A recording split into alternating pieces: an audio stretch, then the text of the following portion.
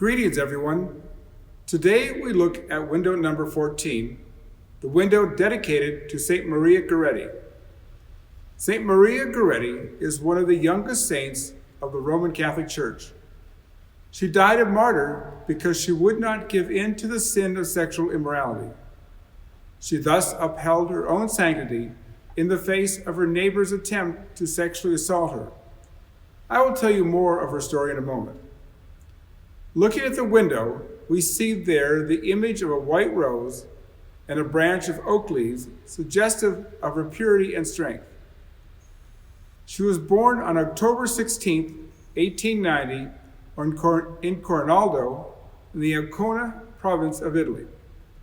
Her farm worker father moved his family to Ferriere di Conca, near Anzio in Italy.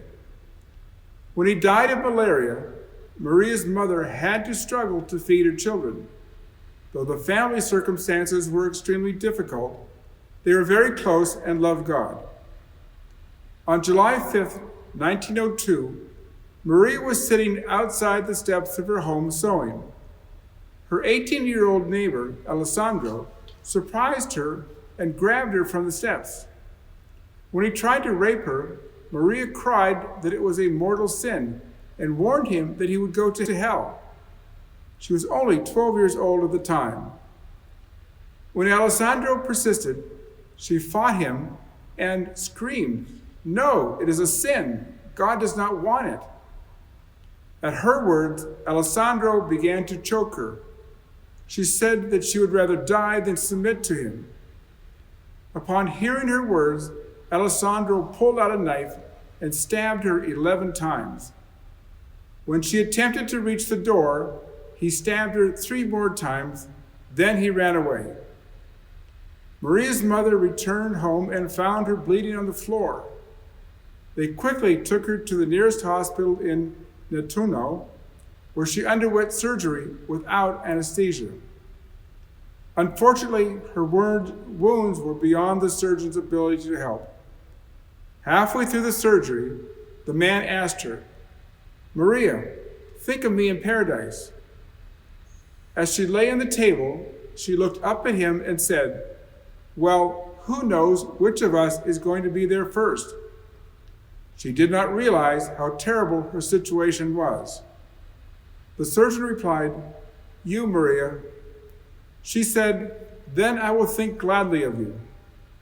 The next day, Maria forgave Alessandro and said she wanted to see him in heaven with her. She died that day while looking upon an image of the Virgin Mary and holding a cross to her chest. Shortly after Maria's family discovered her, Alessandro was captured and questioned. He admitted Maria was a physical virgin.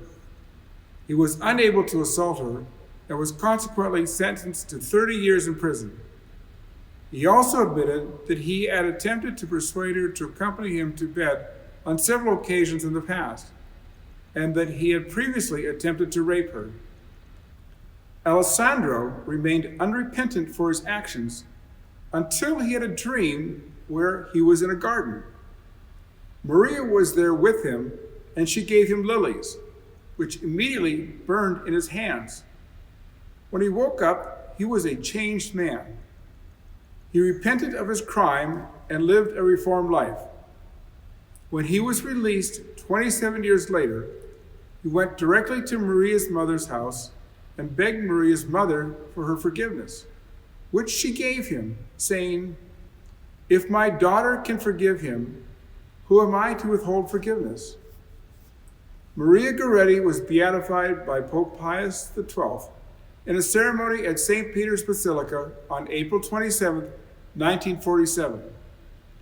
3 years later, on June 24, 1950, Maria was declared a saint, and Alessandro was present in St. Peter's crowd to celebrate her canonization. He later became a lay brother of the Order of Friars Minor Capuchin, where he lived in a monastery and worked as its receptionist and gardener until his death. St. Maria is called a martyr because she fought against Alessandro's attempts at sexual sin, and it cost her her life. So why was St. Maria Goretti chosen to be one of the windows for the OLP Church? There are literally thousands of saints in the Church's repertoire of holy ones. I don't know the exact reason, but I can imagine that she was chosen as a symbol of purity and of the power of forgiveness.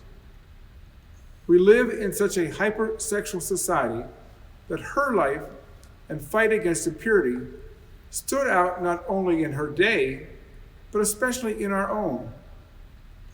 But her saintly quality that really stands out for me is her willingness to forgive her neighbor. She forgave him not only for his attempted sexual assault, but for murdering her. Her forgiveness of him set him free.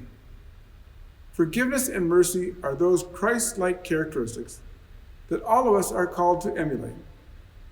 We see that by her forgiving her neighbor, it changed his life, and I suspect that it helped him to become holy himself. Forgiveness and mercy changes life. St. Maria Goretti, pray for us.